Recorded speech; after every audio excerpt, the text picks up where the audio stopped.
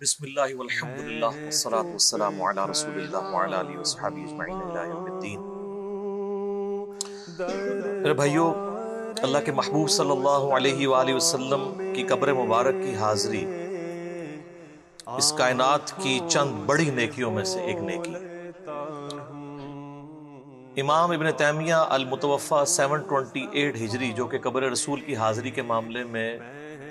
غلو کا شکار ہیں، اس کے باوجود انہوں نے فتاوی ابن تیمیہ میں لکھا ہے کہ اس میں مجھے کوئی عار نہیں ہے بات کہنے میں کہ اس دنیا کی چند بڑی نیکیوں میں سے ایک نیکی قبر رسول کی حاضری ہے صلی اللہ علیہ وآلہ وسلم۔ اور اسپیشل پروٹوکول حاضری والے شخص کے لیے سنن ابی داؤد میں حدیث ہے، اور امام ابو داؤد نے اسے قبر رسول کی حاضری والے چیپٹر میں لے کے آئے کہ جو شخص بھی قبر رسول پر حاضر ہو کر سلام عرض کرتا ہے تو نبی علیہ السلام نے فرمایا اللہ میری روح کو لوٹا دے گا اور میں اس کے سلام کا جواب بھی دوں گا۔ اب یہ پروٹوکول صرف قبر رسول کے لیے ہے۔ عام پروٹوکول سنن نسائی میں حدیث ہے کہ زمین میں کچھ فرشتے سیاحت کرتے ہیں اور میرے امتیوں کا سلام مجھ تک پہنچاتے ہیں۔ ہم نماز میں پڑھتے ہیں السلام علیکہ ایھا النبی ورحمۃ اللہ وبرکاتہ، لیکن قبر رسول کا پروٹوکول الگ ہے۔ حتیٰ کہ المصنف ابن ابی شیبہ میں فضل الصلاۃ علی النبی کے اندر الموطا امام مالک میں صحیح سند سے ہے کہ عبداللہ بن عمر رضی اللہ تعالیٰ عنہ جب کبھی بھی کسی سفر پر جاتے، اور یہ روایت سنن کبریٰ البیہقی کے اندر بھی ہے، 4 کتابوں میں، سنن کبریٰ البیہقی، الموطا امام مالک، فضل الصلاۃ علی النبی اور المصنف ابن ابی شیبہ میں 11793 نمبر اثر ہے مکتبۃ الشاملہ کے مطابق۔ تو جب کبھی سفر پہ عبداللہ بن عمر جاتے تو پہلے مسجد نبوی میں 2 نفل پڑھتے، پھر قبر رسول پہ حاضر ہو کر پڑھتے السلام علیکہ یا رسول اللہ، پھر سیدنا ابوبکر کی قبر پہ آ کے السلام علیکہ یا ابا بکر، پھر سیدنا عمر کی قبر پہ آ کے السلام علیکہ یا عمر، اور بعض روایتوں میں السلام علیکہ یا ابتا، میرے باپ آپ پر سلام ہو۔ اور جب پھر سفر سے واپس آتے تو پھر 2 نفل پڑھتے اور پھر قبر رسول پہ حاضری دے کے پھر گھر واپس جاتے۔ تو یہ صحابہ کرام روزہ شریف کی حاضری کو اپنے لیے ایک اعزاز سمجھتے تھے، اس کو کوئی ہلکا نہ جانے، اور نہ اس میں کوئی ایسا معاملہ ہے۔ قبر رسول اللہ کی نشانیوں میں سے ایک نشانی ہے، دعاؤں کی قبولیت کی جگہ ہے۔ جتنے لوگ بھی حج عمرے کے لیے جاتے ہیں، ہم سے عرب سے بھی لوگ رابطہ کرتے ہیں، میں ہمیشہ ان سے ریکویسٹ کرتا ہوں کہ جب بھی روزہ شریف پہ حاضری ہو تو وہاں کھڑے ہو کر جب آپ دعا کریں تو ہمیں بھی اپنی دعاؤں میں یاد رکھیں، کیونکہ قبر رسول صلی اللہ علیہ وآلہ وسلم دعاؤں کی قبولیت کی جگہ ہے۔ یعنی اس روئے ارض پہ سب سے زیادہ اگر اللہ کی تجلیات کا کوئی مرکز ہے تو وہ قبر رسول ہے صلی اللہ علیہ وآلہ وسلم۔ حتیٰ کہ وہ تو جنت کا ٹکڑا ہے، بخاری مسلم دونوں میں حدیث ہے کہ میرے گھر سے لے کر میرے ممبر تک جنت کے ٹکڑوں میں سے ایک ٹکڑا ہے، اور امام بخاری نے اس پہ باب باندھا ہے قبر رسول سے ممبر رسول جنت کا ٹکڑا ہے، کیونکہ جب نبی علیہ السلام فرما رہے تھے اس وقت وہ صرف گھر تھا، جب امام بخاری لکھ رہے تھے اس وقت وہ قبر رسول تھی۔ تو امام بخاری نے اپنا عقیدہ امت کو بتایا کہ قبر رسول جنت کا ٹکڑا ہے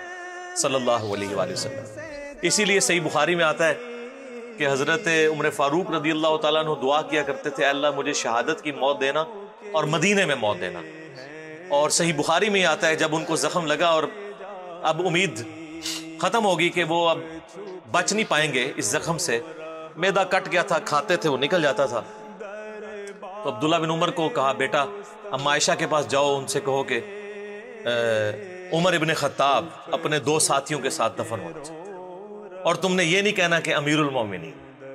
کیونکہ اگر امیر المومنین کہو گے تو اما عائشہ کہیں گی وَأُولِي الْأَمْرِ مِنْكُمْ کے تحت حکم مان لیں گی، میں اپنی پوسٹ کو یوز، اور میں اب امیر المومنین نہیں ہوں، میں نے کمیٹی بنا دی ہے، تم خود اپنے معاملات کو دیکھو۔ تو سیدہ عائشہ نے کہا کہ یہ جگہ تو میں نے اپنے لیے رکھی تھی، لیکن آج میں عمر کو اپنے پہ ترجیح دیتی۔ اور واپس آ کے بیٹے نے جب بتایا تو بخاری کے الفاظ ہیں، حضرت عمر فاروق رضی اللہ تعالیٰ عنہ علیہ السلام نے کہا کہ اللہ کی قسم میرے لیے اس دنیا میں اس سے بڑھ کر کوئی اعزاز نہیں تھا کہ مجھے قبر رسول کے ساتھ دفن کیا جاتا صلی اللہ علیہ وآلہ وسلم،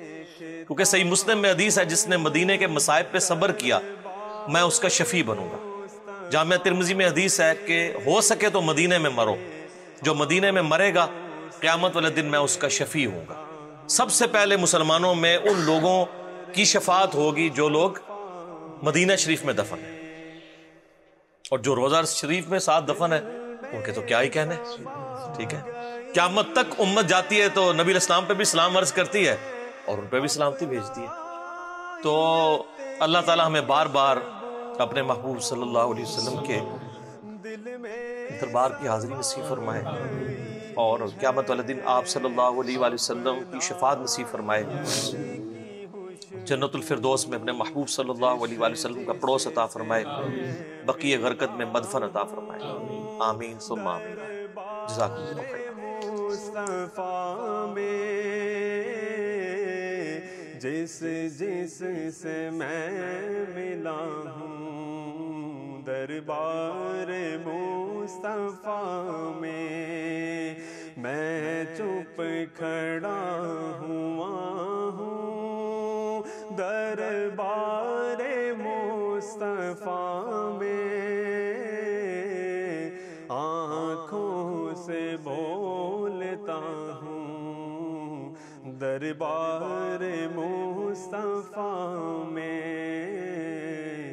دربار مصطفیٰ میں.